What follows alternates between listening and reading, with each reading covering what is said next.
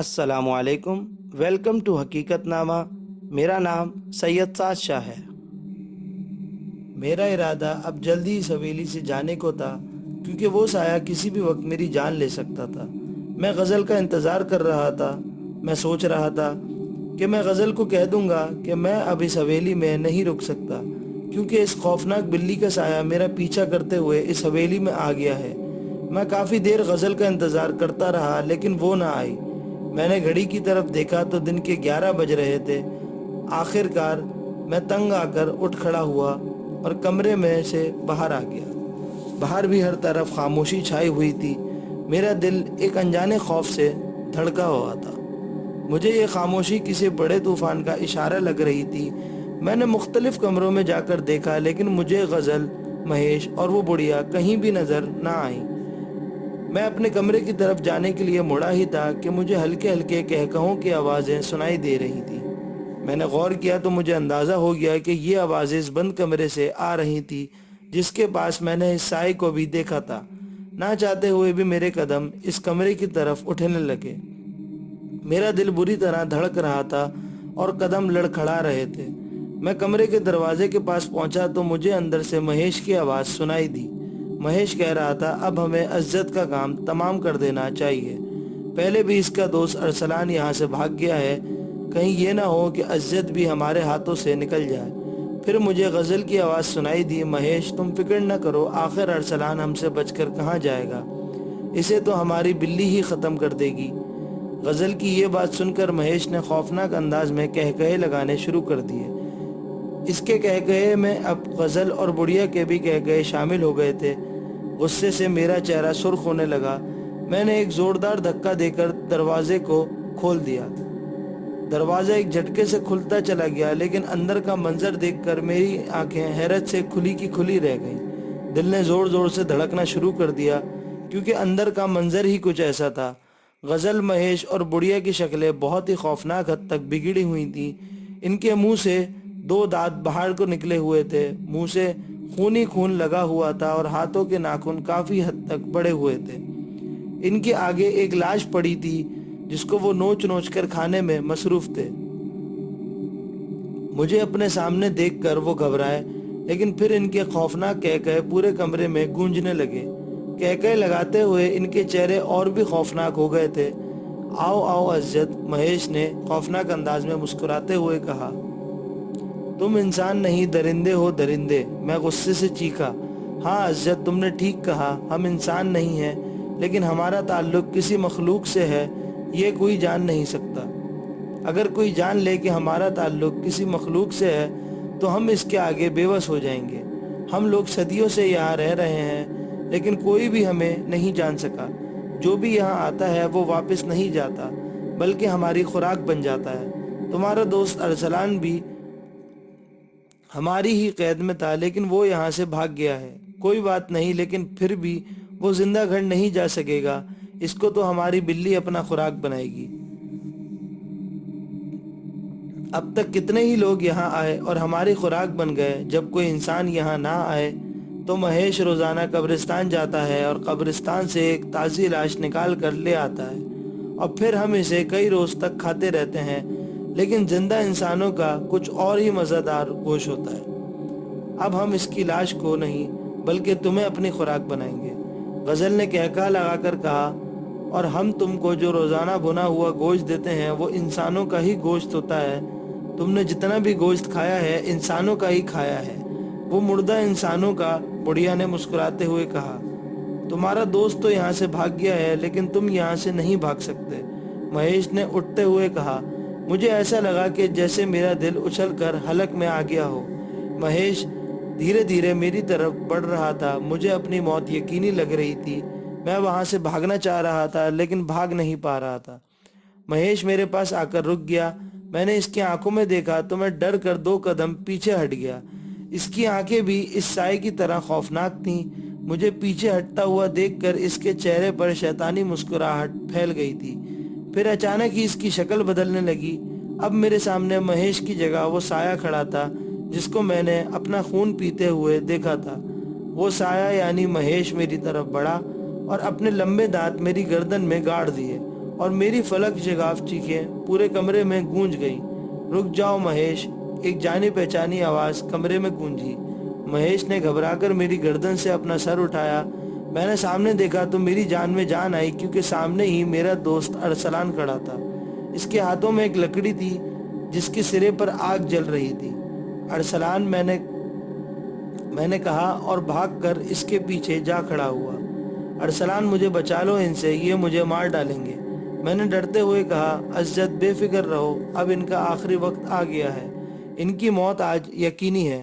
میں ان کی موت کا راز جان گیا ہوں، انہیں صرف آگ سے ہی ختم کیا جا سکتا ہے۔ ارسلان نے مہیش کی طرف بڑھتے ہوئے کہا۔ مہیش خوفزدہ نظروں سے ارسلان کو دیکھ رہا تھا۔ اس کے چہرے پر موت کا خوف چھا گیا تھا اور وہ ڈری ڈری سی نظروں سے ارسلان کے ہاتھ میں موجود آگ کو دیکھ رہا تھا۔ اس کے شیطانی چہرے پر گھبراہٹ کے اثرات نمایاں نظر آ رہے تھے۔ انہیں صرف آگ سے ہی ختم کیا جا سکتا ہے۔ ارسلان نے مہیش کی طرف بڑھتے ہوئے کہا۔ مہیش خوفزدہ نظروں سے ارسلان کو دیکھ رہا تھا۔ اس کے چہرے پر موت کا خوف چھا گیا تھا اور وہ ڈری ڈری سی نظروں سے ارسلان کے ہاتھ میں موجود آگ کو دیکھ رہا تھا۔ اس کے شیطانی چہرے پر گھبراہٹ کے اثرات نمایاں نظر آ رہے تھے۔ ارسلان نے لکڑی کا ایک زبردست وار اس پر کیا تو اس کے جسم پر آگ لگ گئی اور اس کی خوفناک اور کربناک چیخیں گونج اٹھیں۔ بڑھیا نے ایک چیخ ماری اور ارسلان پر حملہ آور ہوئی۔ ارسلان اس حملے کے لیے بالکل بھی تیار نہ تھا، لہٰذا وہ دور جا کر لکڑی اس کے ہاتھ سے چھوٹ کر ایک طرف گر پڑی۔ میں ارسلان کی طرف بڑھنے ہی لگا تھا کہ غزل میرے سامنے آ گئی۔ اس کی شکل بہت ہی خوفناک تھی۔ اس کے منہ سے 2 دانت باہر کو نکلے ہوئے تھے اور منہ سے خون کے قطرے ٹپک رہے تھے۔ غزل نے مجھے ایک زوردار دھکا دیا اور میں کمرے میں سے باہر جا گرا۔ غزل اپنے چہرے پر شیطانی مسکراہٹ پھیلائے میری طرف بڑھی۔ مجھے اپنی موت اپنی طرف بڑھتی ہوئی محسوس ہو رہی تھی۔ میں اپنے آپ کو اس سے بچانے کے لیے ایک طرف بھاگ کھڑا ہوا۔ غزل بھی اپنی تمام تر خوفناکی کے ساتھ میرے پیچھے بھاگ رہی تھی۔ میں بھاگتے بھاگتے حویلی سے باہر نکل آیا۔ میں نے رک کر ادھر ادھر نظر دوڑائی تو ہر طرف جنگل ہی جنگل تھا، اور پھر جس طرف میرا منہ تھا میں بھاگ کھڑا ہوا۔ غزل ابھی تک میرا پیچھا کر رہی تھی۔ آخر کار میں غزل کی نظروں سے بچتا ہوا ایک درخت کے پیچھے جا چھپا اور گہرے گہرے سانس لینے لگا۔ غزل کے غرانے کی آوازیں مجھے واضح سنائی دے رہی تھیں۔ اس کی غراہٹ میں ایک وحشت نمایاں تھی۔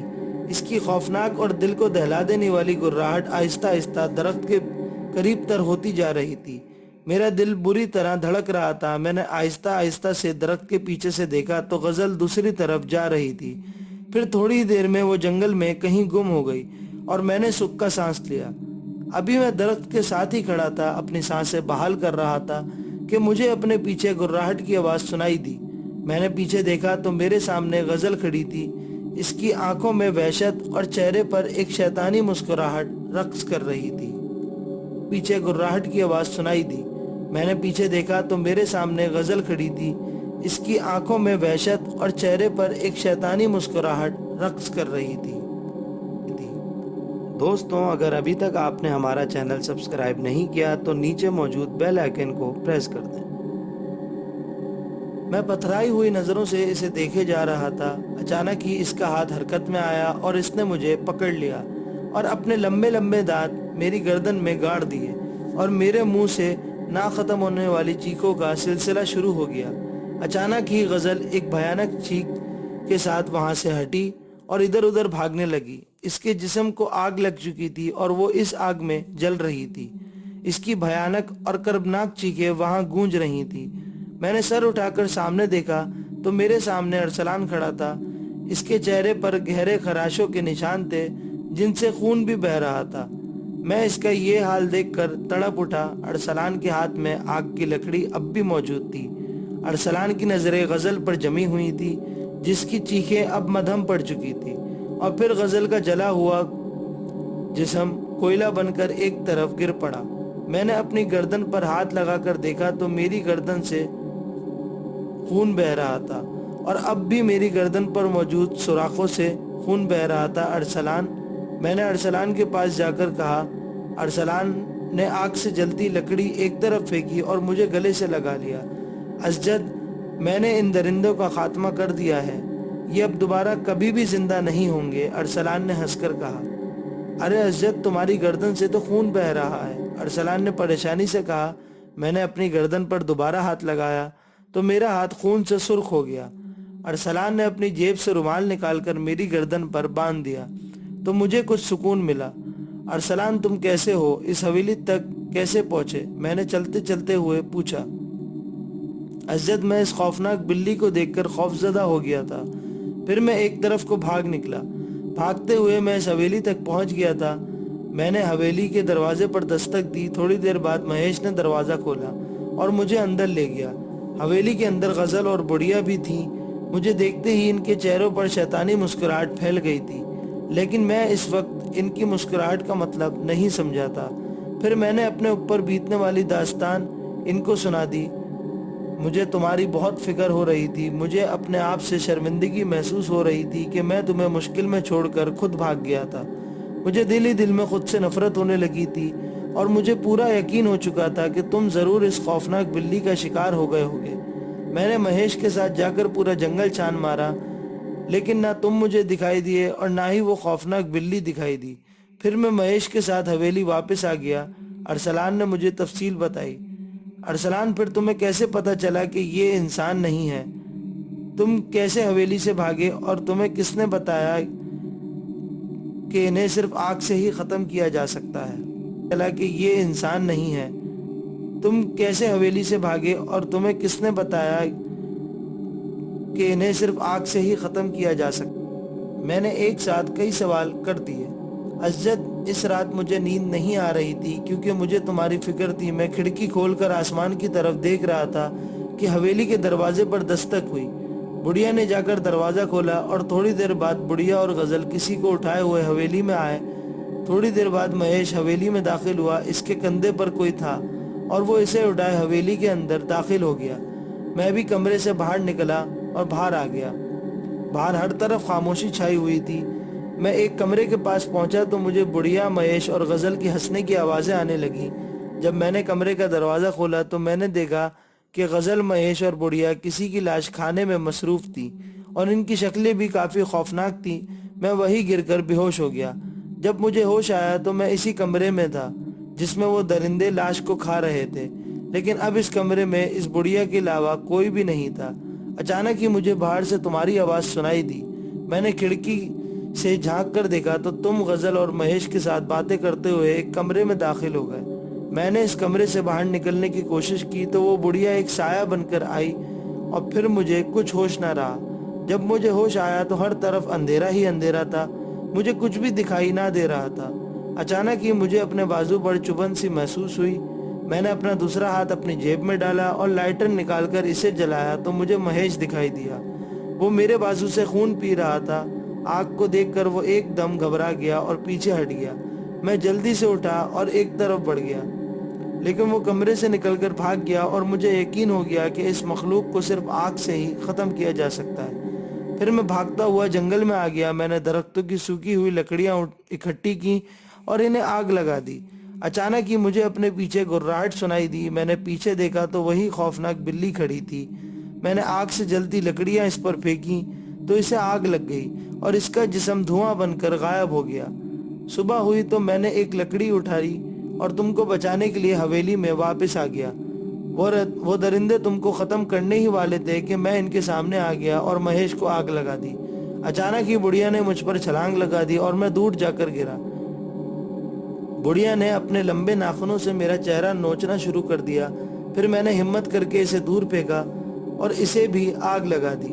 میں نے دیکھا کہ تم حویلی سے بھاگ رہے ہو اور وہ غزل بھی تمہارے پیچھے ہی تھی، اور پھر میں بھی بھاگتا ہوا جنگل آ گیا اور تم کو غزل سے بچا لیا۔ ارسلان یہ سب بتا کر خاموش ہو گیا۔ میں اسے پیار بھری نظروں سے دیکھنے لگا اور سوچ رہا تھا کہ اگر آج ارسلان نہ ہوتا تو میں زندہ نہ ہوتا۔ میں دل ہی دل میں ارسلان کی لمبی زندگی کی دعائیں کرنے لگا۔ اچھا یار عزت، تم بتاؤ کہ تم کیسے ان درندوں تک پہنچے؟ ارسلان نے مجھ سے پوچھا تو میں نے اپنے اوپر بیتنے والی تمام کہانی اس کو سنا دی۔ ہم چلتے چلتے اس جگہ پہنچ گئے جس جگہ اس خوفناک بلی نے مجھ پر حملہ کیا تھا۔ ارے عزت، وہ دیکھو تمہارا ریوالور۔ ارسلان نے ایک طرف اشارہ کیا۔ میں نے آگے بڑھ کر اپنا ریوالور اٹھایا۔ اچانک ہی مجھے اپنے پیچھے گھرراہٹ سنائی دی۔ میں نے ایک چیخ ماری اور وہاں سے بھاگ کھڑا ہوا۔ میں ایسے بھاگ رہا تھا جیسے موت میرا پیچھا کر رہی ہو۔ مجھے اپنے پیچھے سے کسی کے ہنسنے کی آواز سنائی دی۔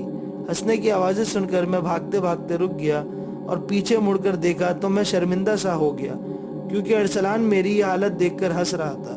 گھرراہٹ کی آواز ارسلان نے ہی نکالی تھی۔ ارسلان نے اپنی گھرراہٹ کی آواز سے مجھے ڈرانے کے لیے نکالی تھی، جس میں وہ کامیاب ہو گیا تھا، کیونکہ ارسلان میری یہ حالت دیکھ کر ہنس رہا تھا۔ گھرراہٹ کی آواز ارسلان نے ہی نکالی تھی۔ ارسلان نے اپنی گھرراہٹ کی آواز سے مجھے ڈرانے کے لیے نکالی تھی، جس میں وہ کامیاب ہو گیا تھا۔